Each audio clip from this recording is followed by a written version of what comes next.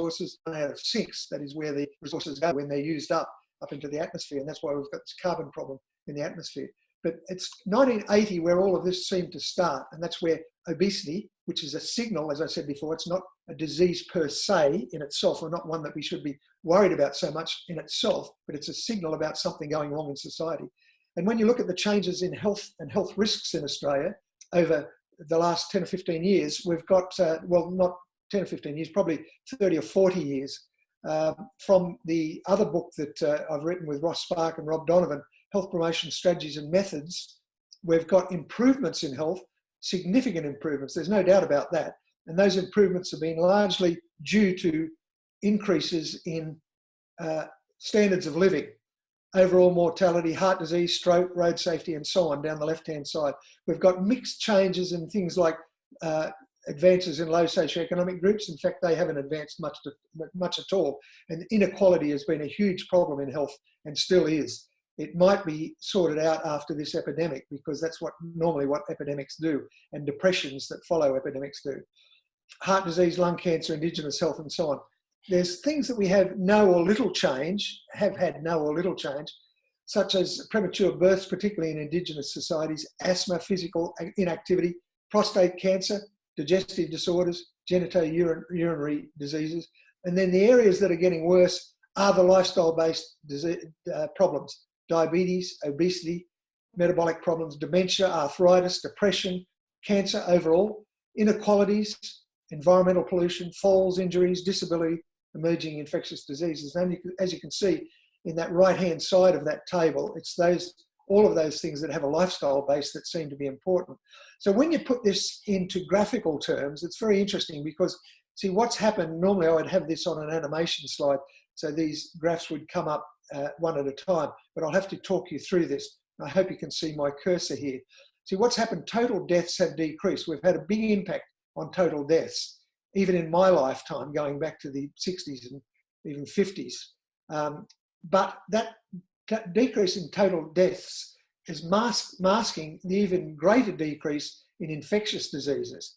And so if it was just infectious diseases that was changing the years of life with a disability, then you would expect the total deaths to go down even further.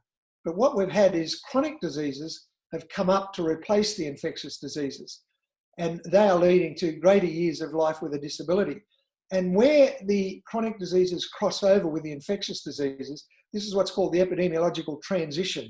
We call it the sweet spot. It's the point where countries are doing the best that they'll probably ever do, because you've got, in terms of health anyway, because you've got a decrease in infectious diseases and you've got not too much of an increase in chronic diseases. And at that level, if you said, well, okay, let's stop development and let's just focus on what we've won, then you would have huge impacts in countries. But we've done an economic analysis on this, and we've found that it doesn't work. As a country gets richer, they just want to get richer. They don't want to level out, and they don't want to redistribute that wealth, which would make it much easier if they did.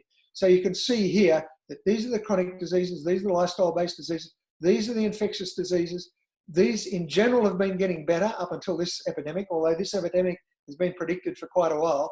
2010 in particular, lots of people suggested that we're in for a big one now, but it's been compensated for by the years of life with a disability through the chronic diseases. And what we did was very interesting, and I say we because I wasn't born then, and either were most of you, I would imagine. With infectious diseases, we came up with a theory. The theory was that viruses, bacteria, protozoa, and amoeba, fungi, all these other things that we call germs can be lumped into one little bowl. And once you get them into that one bowl, you can do things to work on them rather than work on the individual problems or germs that cause problems. So hygiene and public health was one way of dealing with them.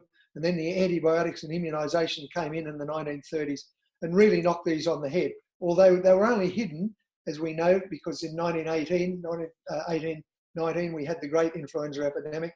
That's been followed now, or being followed now, by the COVID-19 epidemic, which has all the signs at this stage, I must say, of, if we're not careful and we haven't learnt the lessons of 1918, of being just as serious, or having the prospects of being just as serious in the physical sense, but probably way, way more serious in the economic sense, if it's economics that rules society, which it quite often is.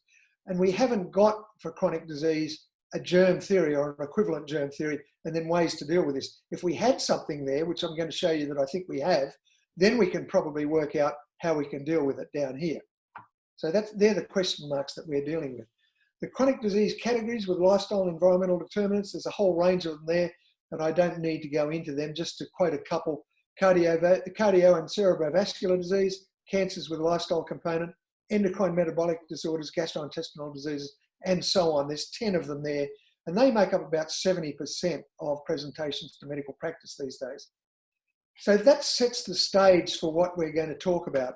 And in the next part of this, I'm going to then look at the underlying physiology of this and see if there's something that in chronic diseases that we can use as we used in infectious diseases, that is the germ theory of infection, which would enable us to work on chronic diseases the way and have the success that we had with the infectious diseases. So, Darryl, I'll just throw to you then to see if there's any questions at this stage before we move into this part.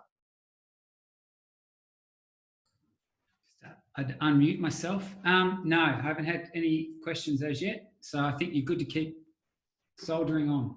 Well, either that or it means that everybody's gone to sleep like they did in 1974. Look at them, they're wide-eyed, bushy-tailed. Okay, I'll assume that that's the case. I can't see faces on my screen, so I've just got... I'm not asleep. There you go. We've got one person who's not asleep. Thank you very much for that. So, in this next section then, I'm going to look at metaflammation, which is a term that's based around inflammation, but it's called metaflammation because it's metabolic inflammation. It's inflammation of the metabolic system and the hierarchy of chronic disease causality. And I'm going to throw a bit of a spanner in the works because I'm going to say that when we're talking about chronic disease, we can't talk about causes like we do with infectious diseases. With infectious diseases, it was in 1894 in Koch's postulates, Richard Koch, was it Richard Koch? I've just forgotten his first name. He said that the way that you can determine a cause in a disease is you take a microbe out of a sick person and inject it into an unsick person. If they get sick, then that's the cause of the disease, that microbe. That was just after the early discovery of microbes, or 100 years after that. Whereas in chronic diseases, you can't do that because they're not caused by microbes. So where are we going to go from here then? Well, Time magazine in about 2004, 2005, were one of the first to come up with this, to find that there was a form of inflammation that runs right throughout our body. We've known about inflammation for 2,500 years. In fact, Aurelius Celsus, the Greek physician, said that inflammation seems to come from somewhere within the body that results in an immune defense reaction that leads to a resolution of the problem of inflammation, which is caused largely, he didn't know that back then, but largely by a microbial pathogen or an antigen. And it was this new form of inflammation, though, that was only found in 1994 by a guy called Gürkan Hurtemischlegel, a Harvard, obviously a Turkish medical researcher from Harvard University. And he found that you didn't need a microbial pathogen, but with a lifestyle or an environmental inducer, you could get a type of inflammation that occurred right throughout or systemically throughout the body. And that inflammation then went on to cause oxidative stress and then insulin resistance, dysmetabolism, chronic allostasis, which is the opposite to homeostasis up here. And then that was like a smouldering fire compared to the raging fire here that leads on to diseases like diabetes, heart disease, chronic obstructive pulmonary disease, and so on and so on. So the breakthrough there was that inflammation doesn't have to be short and acute. It can be long and chronic, and it can exist not just in a particular area of the body, but systematically right throughout the body. And in fact, it results in, particularly in diabetics, in the numbness that they get in their feet and fingers because of the peripheral neuropathy that from the arteries blocking up through the form of inflammation. Just to go into it in a little bit of detail, and I don't think you need to know all this, but this came out of Science magazine back in about 2004, where it shows that with the birth of a plaque, with excess particles accumulate in the artery wall and are modified. These then stimulate adhesion molecules on the cell wall, which latch onto other components in the blood. They also secrete chemokines, which lure snared cells into the intima. So basically what they're saying there is saturated fat, high glycemic index, sugars, nicotine, inactivity, all the lifestyle factors that we know cause problems, actually cause this plaque to form in the intima of the arteries, and they then mature into macrophages, and these and T cells produce inflammatory markers like cytokines, which carry signals between immune cells and factors that promote cell division. The macrophages also display scavenger cells which ingest invading cells. I'll rush through this a little bit more quickly, but the macrophages feed on the invaders, and they become foam cells in here. They're called foam cells because they're foamy, they look foamy. And these and T cells make up a fatty streak, which is the earliest form of atherosclerotic plaque there in the artery. Then the next phase is that you get inflammatory molecules influencing the smooth muscle cells, and they migrate to the top of the intima being the lining of the artery, making a fibrous cap. But that cap is okay while it's stable, while it's got a plaque on top of it. As soon as it becomes unstable, it bursts and spills into the artery, and then it can lead to inflammatory substances secreted by foam cells that weaken the cap by digesting the matrix molecules. Clot promoters in foam cells then cause a thrombus, and that can cause a stroke or a heart attack. And this is thought to be responsible for some of those deaths in very fit athletes when they don't know that they've got a problem, but this has been building up and it's ready to rupture in the arteries, and it causes sudden death. So that's the end of the complicated physiology. I'm not going to go into that anymore, except to say that what causes this form of metaflammation in the arteries? And a guy called John Dixon from the Baker Institute in Melbourne and myself did some early work in this. We went and looked at all the literature and worked out that all of these lifestyle factors actually lead to metaflammation. And that metaflammation, just think of it as an increase in inflammation in the arteries, but it's also in the kidneys, it's also in the heart, it's right throughout the body. But just think of it as in the arteries anyway. And that metaflammation then leads on to other mechanisms like oxidative stress, insulin resistance, and so on, which then leads on to chronic non-communicable diseases. And that's your simmering embers, not the raging fire, because these last for years and they can build up, and the chronic diseases associated with them can build up and cause death and other disease. So most of these things here, it was always thought back in 1994 when Hodeman Schlegel came up with this theory of metaflammation, that it was obesity that caused metaflammation. And it was the obesity that then obesity caused the metaflammation, and this caused then the mechanisms of oxidative stress and so on, which then caused the diseases. But it was pretty quickly shown that smoking doesn't lead to obesity. In fact, it can make people thin. Activity or excess activity, over-exercise here, can make people thin. So some of these things don't go through obesity. They go directly into metaflammation.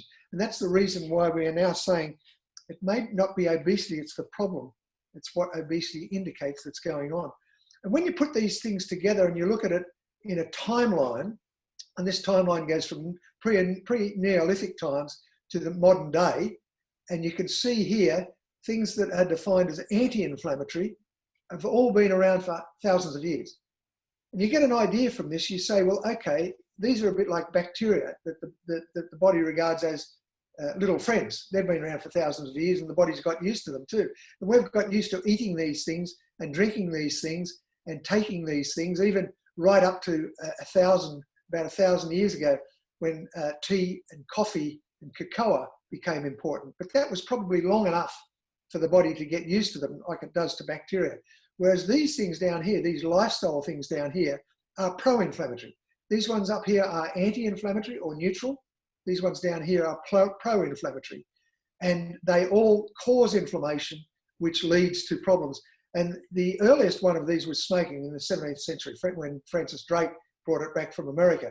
But the others are really only in the last 50 to 100 years in general. And if you put these together, we've given them a name. We call them anthropogens because they're man-made meaning anthropogenic.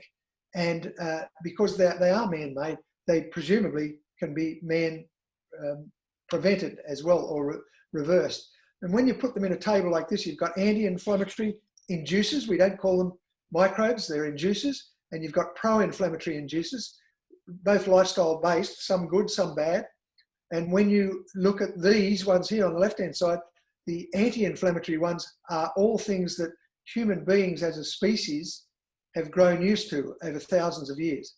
Whereas these ones here are unadapted. They've only been around since the post-industrial revolution. And it's really those changes that occurred since the Industrial Revolution that have led to these lifestyle factors here that are pro-inflammatory and that are the lifestyle factors that we're now dealing with in something like lifestyle medicine. Let's then look at what these are. And in general, you get people say, and epidemiologists even, who say that there's really only 4 things that are important in lifestyle medicine: nutrition, activity, and stress, and maybe drugs and alcohol over here. But having an epidemiological background, I like to put things in a system where I can use an acronym. All epidemiologists love acronyms. In fact, there's a paper written about, it's an acronym about how you shouldn't use acronyms because people are getting bored with them. But I'm going to go back to them. And so this acronym here is NASTY, malodors. NASTY, nutrition, activity, stress, technology-induced pathology. That is just things like motor vehicle accidents. Of course, they weren't around when we didn't have the technology to do that. But even these days, there's things like Facebook depression that school kids get involved in and causes suicides and so on. That's a new one, so just keep an eye on that space. Inadequate sleep is a big one, covers a lot of different areas. The environment, and both the environment and the environment, the internal environment, are important. And then I'll race through these. They're not as important, but they're still there. Occupation, drugs and alcohol are as important, and even iatrogenesis, being the diseases that are caused by medicines that are supposed to be the cure. And then you've got recreational drug use and so on. Overexposure and underexposure to light and sunlight and so on. And then Michael Marmot, the Australian trained epidemiologist, who's written several books on this, points out the importance of relationships and social inequality in leading to chronic disease. And that's why I've jumped over the mal up here, because we used to just have nasty odours. But I realised, working in Aboriginal communities, that there were other psychological factors that led to this. And this is things like meaninglessness or learned helplessness, alienation from society, loss of culture and identity, and you can bring into that spirituality or loss of spirituality and so on, which all add to this, this list of anthropogens. So again, I'll stop briefly. Darren, I think I've only got about 20 minutes to go. Are there any questions there? Got a couple of questions. So interesting, you talk about how either end of the spectrum can often be pro-inflammatory. So for example, over-exercise. But also over-exercise. So one of the questions is, how much exercise is too much? It's a good question, and you can't define it because it depends on the individual. Mm. If you're very fit, then over-exercise has to be a lot of exercise. If you're not very fit and you're starting out to get fit, when you're starting out to get fit, you don't have to do much for it to be over-exercise. And we know that with the triathletes, for example, that travel around the world and do a full triathlon every 2 weeks, there's a lot of them now who are coming down with major immunological problems, and some are even dying as a result of over-exercise, doing too much exercise. Mm.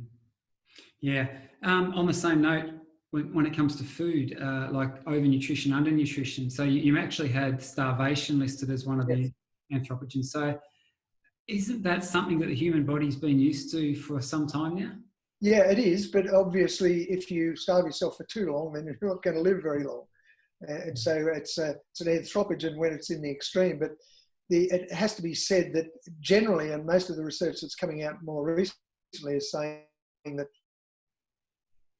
the less we eat, we are. So, and as you know, the different forms of food, such as vegetarian food, add much less energy to the total diet, and therefore much healthier, and tend to have much less metaflammation if you are on a diet like a vegetarian or vegan diet. Mm.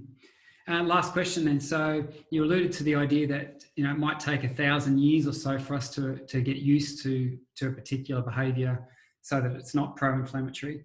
What about smoking? Because there would be some cultures that have smoked for, you would think, many, many years, sitting around the fire doing their peace pipe or the like. Is there any... Most smoking historically has been cultural. And if you look at societies, like if you look at Andrew Wies's book back in 1974, he said there's two societies that don't have drugs that are used in ceremonies. And those two societies were Indigenous Aboriginals and Eskimos. And a lot of people wondered about that. Why is it that these other societies don't use drugs to extreme? They use them in cultural feasts, and they use them to reach a higher level of spirituality, basically. But why the Aborigines and why the Eskimos? Well, it's been since shown that the Aborigines do and have had drugs that they've used. The bark of the bacturi tree, for example, is smoked in ceremonies, and it works as a what's the term? Imagery type medication. The Eskimos is a different one, and some people have suggested that and a lot of people that have been to the Antarctic will say when you're in that environment where everything is white, you're just high all the time. You don't need drugs. Well, there you go. All right, keep going. That's the end of the questions so far. Okay, so we'll move on. And I've talked about the germ theory, and the germ theory basically resulted in immunisation, hygiene, public health, and antibiotics, which led to a decrease in infectious diseases. But you've always got that little tick at the end of the graph that I didn't show there when I showed the infectious diseases going down. And we're seeing a big tick at the end of the graph right now. And this one is likely to be, the biggest one that we've seen since 1918 in terms of a world pandemic. But with chronic diseases, everything's dealt with in silos. You've got heart disease, cancers, respiratory disease, other diseases. And we have people looking at these, and we've got specialists in each of the areas, but there's no underlying, there has been no underlying term like chronic diseases, like the germ theory that covers the chronic diseases. So what is it now that we've spoken about, anthropogens in particular, that might do this? So if you take the infectious diseases and the germ theory, we can take the chronic diseases and the anthropogens theory to be similar to the germ theory, and then we can see that the only way of dealing with this is public health, environment, and lifestyle medicine. Now, I have to say at the outset that this is my particular theory, and it's been published, but it hasn't hit world headlines quite yet. I'm hoping that when I die, people might pick it up and realise that there is something in it. But I think if you think about it, and what I've said just up until now, is that it does cover a whole area that the germ theory did with infectious diseases. And it points to what we're exactly seeing now, even with infectious diseases. And Darren, you've written articles, I know, for the American Journal of Lifestyle Medicine, that infectious diseases really need to come under the ambit of lifestyle medicine, particularly in this day and age when people are living so closely together. And it is lifestyle that's causing a lot of these problems. So these things, environment, that's why lifestyle medicine has to include the environment. People don't live in a vacuum, they live in an environment, and that environment causes a lot of the problems. So man-made environments, their byproducts and lifestyles encouraged by these, some of which may be detrimental to human health. That's the definition of anthropogens. And clearly if disease is man-made, it can be man-prevented. But to do this, we have to look at the cause, and then the cause of the cause, and the cause of the cause of the cause, and follow it right through. Because as Geoffrey Rose, the great English epidemiologist, said in the 1930s in his book, The Background to Preventive Medicine, the major determinants of chronic disease are economic, industrial, and political. And you can't get away from that when you take it back to the cause of the cause and the cause of the cause of the cause. So if we look at a disease, we then have the risk factors and markers. You look at the cause, and you look at the cause of the cause. But when we look at chronic diseases, on the other hand, these don't have, they have risk factors and markers. They've got metaflammation in between there, and the risk factors and markers are things like obesity and blood pressure and so on, but they're not caused by microbes. So we call these determinants. They're not causes, they're determinants. And there are different levels of determinants. So the proximal determinants, or the ones that are closest to the risk factors, are things like nutrition, inactivity, drugs, alcohol, overexposure, underexposure. Now you'll recognize these from the problems that I just mentioned, the causes that I just mentioned, the epidemiological causes. I'll put that in inverted commas down here because it's not really a cause, but it's a determinant of these diseases. Then you've got midstream problems, stress, technology-induced pathology, all of these that we've covered up until now. And then you go back even further and you say, well, all of these things go back to the environment, the physical, political, economic, social, and cultural environment, and that's the cause of the cause of the cause, or the determinant of the determinant of the determinant, if you want to get pedantic about it there. So meaninglessness, alienation, loss of culture come in there. And so we've got nasty malodors, which we've talked about there. Now, I want to add one more thing to this, and I'm not sure that I've really got time to do this, but that is the literature that's come out recently talking about adverse childhood experiences. Kids that have been through adverse childhood experiences, either physical, social, sexual, or any other type of adverse experiences, wartime experiences, suffer from metaflammation by the time they turn 20. And they have a higher risk of chronic disease as a result of that. If you want a very good book for this that's just come out, it's by a psychiatrist called Bessel van der Kolk, and The Body Keeps the Score. Basically, brain, mind, and body in the healing of trauma. So trauma leads to these problems. So we can't, if we're going to look at the background to lifestyle medicine, all right, we've got all of those factors, the nasty malodors that I talked about, but then we really need to include meaninglessness, alienation, loss of culture and identity.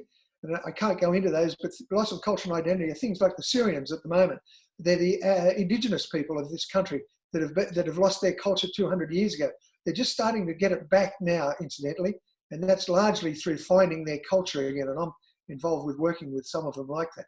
So these three things are important, but then you put in the middle of that adverse childhood experiences, or ACEs, and you've got an even greater psychological component of lifestyle medicine determinants. So don't let people tell you that it's just stress, physical activity, and nutrition that are important in lifestyle medicine. There's a lot of psychological factors, and the proof is, we haven't got very definitive proof about the adverse childhood experiences, but with the others we've got proof that these lead to metaflammation, and that then leads on to, and so you've got a physical cause there, and that leads on to the chronic diseases. So the determinants of lifestyle-related chronic diseases, as I said before, are nasty odors, and then we've got nasty malodors, and we've got nasty malodors with ACE now. So if you put that all together in an acronym, which we all love, or which we epidemiologists love, it's not only the meaninglessness, alienation, and loss of culture there, but the nasty odors with malice.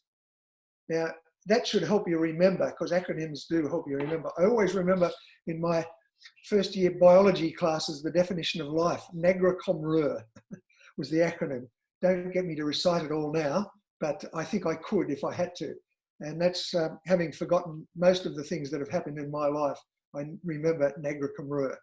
So you hopefully will remember nasty odors with malice, and I'll come back to that to quiz you on that later on. So now we've got the chronic diseases, we've got the silos approach to the chronic diseases, and we've got anthropogens as those chronic diseases.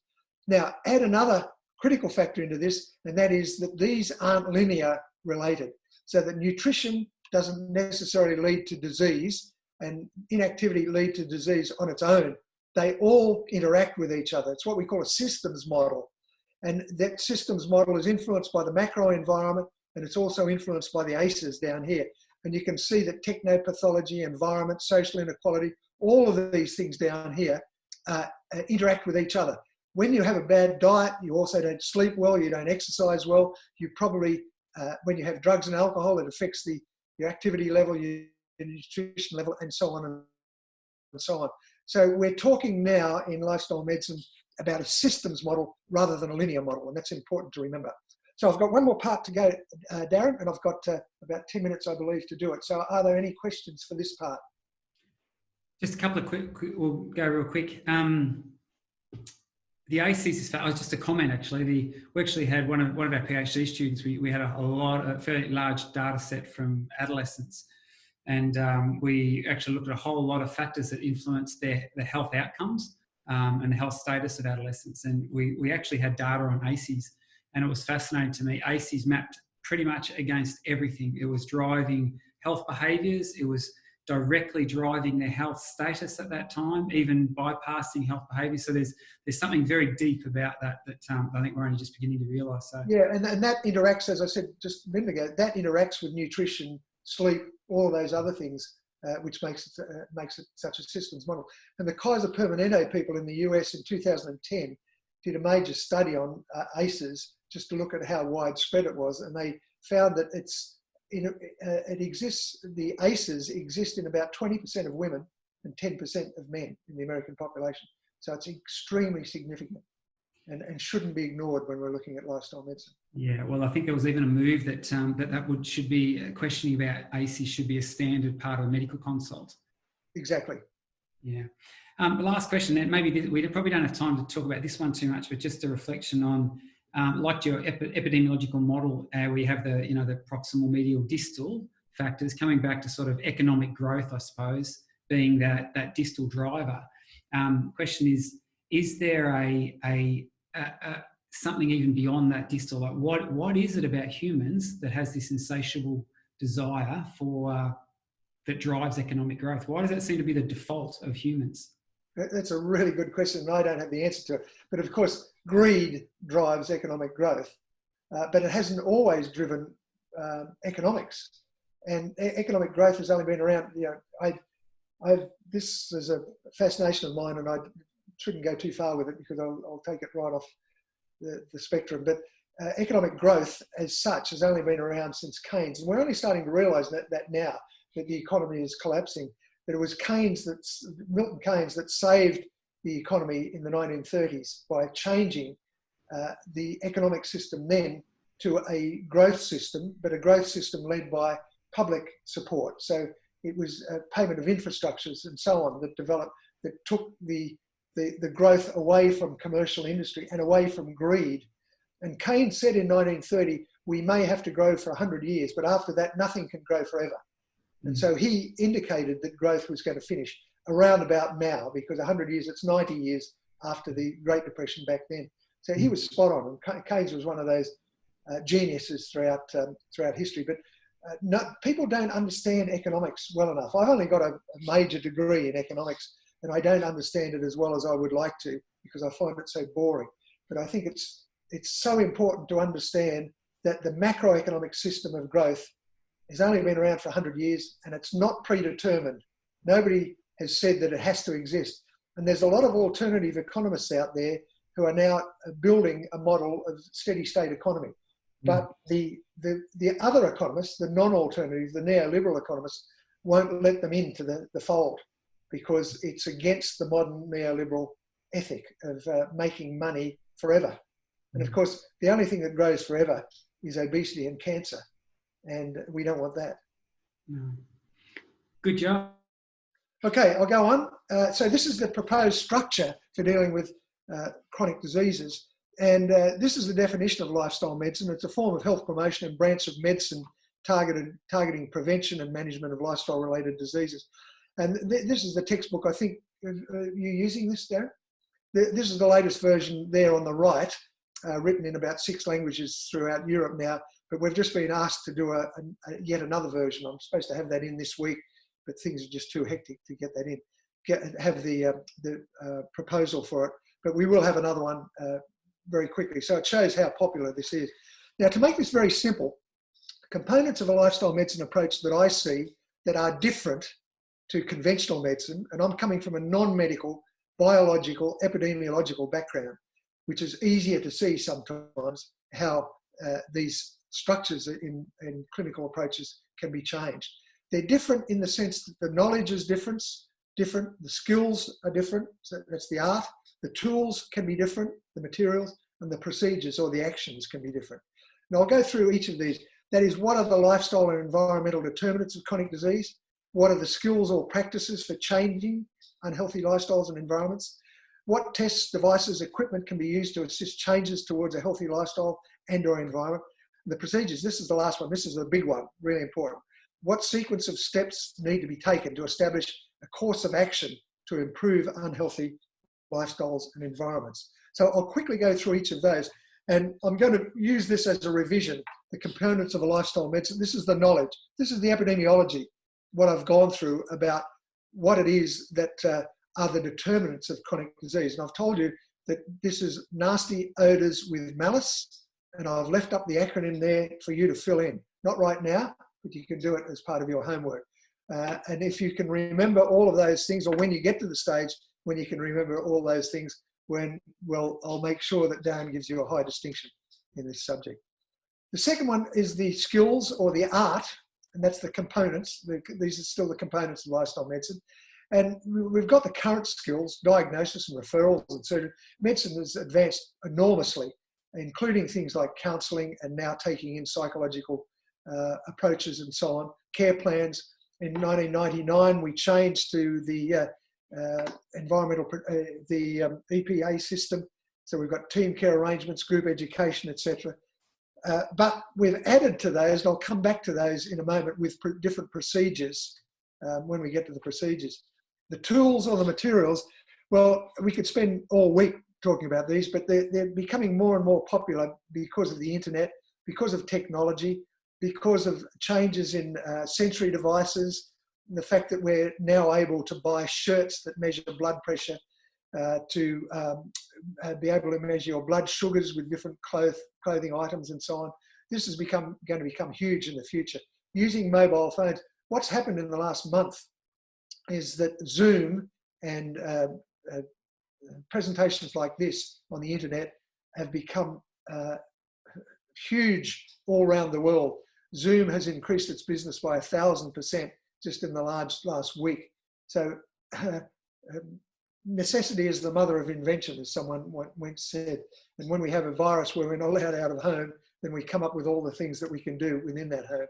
Then finally, the procedures or the actions, and this adds to the skills that I was talking about before. There are new proposed procedures targeting chronic diseases, and things like self-management training. This is important in chronic disease. Unless you get back to self-management, people looking after themselves, we're not going to be successful in any of these chronic diseases, because the medical profession is just overwhelmed, and the health profession in general. And so self-management training helps to take that off people. We do edu-ventures in the Australian Society of Lifestyle Medicine. We used to take people away when we could get outside for walks down beaches up in northern New South Wales, and do lessons at night time. And we do the border to bay walk from the border down to Byron Bay. We do kayak paddles down the Foster River. These are normally over 3 or 4 days and nights when we do it. Telephone triaging means that you triage people as they come in, because the doctor should be really seeing the medical side of this, not the non-medical lifestyle side. That can be dealt with other disciplines. So the doctor's time really needs to be spent with the serious problems, and by triaging right from the receptionist through to the practice nurse, through to the nutritionist, the dietitian, the exercise physiologist, you then leave the doctor the time to deal with those serious problems. And shared medical appointments are something that I'm very involved with at the moment. Shared medical, I don't think we've got time to go into this, no we don't, shared medical appointments, except to say that these, instead of doing a consultation with one patient at a time with a doctor, for which there's no evidence that works best, you do a consultation with 10 people at a time. And you have a facilitator who's generally the trained practice nurse or an exercise physiologist or another disciplinary person, who's trained in running shared medical appointments, who then gets the doctor, does a bit of an educational spiel to start off with, gets the doctor in, and then the doctor does a one-on-one consultation with every patient, but every other patient can contribute to that consultation. So if you've got a group of 10 diabetics in there, then some of these diabetics will know more about the doctor because they've suffered the disease, and they can contribute to the consultation through the facilitator. They can say, can I say something about this because I think I know about this through my own personal experience. The facilitator says to the doctor, do you mind if this patient contributes? And the doctor, of course, says no, because they're looking for people to help in this area. And so shared medical appointments, we've been running them now for 8 years around Australia. And we were just about to run them in Western Sydney. We've run them down in southeastern New South Wales. We were about to start last month when the COVID-19 virus hit. And so you never let a good catastrophe go to waste. So we thought, well, okay, let's do this using virtual shared medical appointments. So we started to do them online with Zoom. We've only done one so far. We're doing another this week. The one that we did worked brilliantly. And we couldn't get people in to talk about diabetes. These are people who've all got risk factors for chronic disease. We couldn't get them in to talk about their risk factors. They all wanted to know about COVID-19. So we said, well, let's do a shared medical appointment, a virtual shared medical appointment, VSMA we call them, with COVID-19, which is what we did. And we couched their other problems when they asked questions of the doctor, of course. They were asking questions about, how does having diabetes affect my risk of getting COVID-19? Or how does having heart disease affect that? Or, am I more exposed to the virus because of this? So we were able to do the chronic disease as well as the infectious diseases when we do that. Now, Darren, I think I'm right on time, which is amazing. I hope I haven't gone too fast for people, but I do get carried away, as you know, and sometimes it's difficult to stop me. You've got to get a hook out to drag me off. So I'll just conclude by summarising what I've said, and that is lifestyle medicine is a logical response to a changing, developing world. Modern chronic diseases have an underlying biological basis with a constant being metaflammation. We didn't think that was true for a while, but we now know that just about all chronic diseases, if not all chronic diseases, have metaflammation as an underlying basis at some point in that disease. Now, you might ask, well, why don't we just treat the inflammation by giving people aspirin?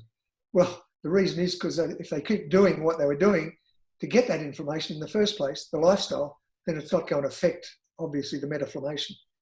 There's a hierarchy of determinants associated with modern chronic diseases, and these have been called anthropogens. Remember that word? Remember the word metaflammation? And if you like, when I die, you can come and write it on my grave. Nobody else will, but they are words that I invented and have gone into, well, not just me, but Boyd Swinburne and some other people as well, and they've gone into the Oxford English Dictionary, both of those, metaflammation, anthropogens. Metaflammation's not mine, but anthropogens is. Any anthropogens theory in line with the germ theory for infectious disease will need to consider a systems approach to lifestyle management. And the structure of lifestyle medicine consists of 4 components: the knowledge, the skills, the tools, and the procedures. And if you know what comes under each of those headings, then you've got a pretty fair idea about what lifestyle medicine is all about. And as I understand it, if most of you are non-medical, but also other health professionals, then you can see where you fit into this structure by looking at those 4 different things. There are some learning questions and activities here that I will leave with you, and Darren might work through those with you at some stage. And finally, there's some references there, some of which, well, a couple of which are my own, but there's a lot of other references, and this area is expanding very rapidly. There's now about 35 countries in the world that have lifestyle medicine associations. If you're not a member of the Australasian Society of Lifestyle Medicine, I would recommend that you go and look at lifestylemedicine.org.au, and you'll see what this society offers. We were going to have a conference in Melbourne in May, but of course that's been cancelled, but we are doing an online conference instead of that. So look, all that remains is for me to say it's great to have you people in here learning about this whole system. It's taken, in my lifetime, I started working in this area. I've started working in health promotion 50 years ago, But then we got onto lifestyle medicine in about 2006. And the reason it worked was because doctors weren't interested in health promotion. It didn't say what they were doing, but you add the word medicine to it, lifestyle medicine, and all of a sudden the doctors became interested. 50% of ASLM, the Australasian Society of Lifestyle Medicine, are medical. The other 50% are multidisciplinary. And we want it to stay that way, unlike some other countries where they've just kept it as a medical profession. And you people working in this area, I think, have got a great future if you hang in there and want to develop this area and expand it more on what I've done. I'm getting too old for this now, so you guys have got to take over.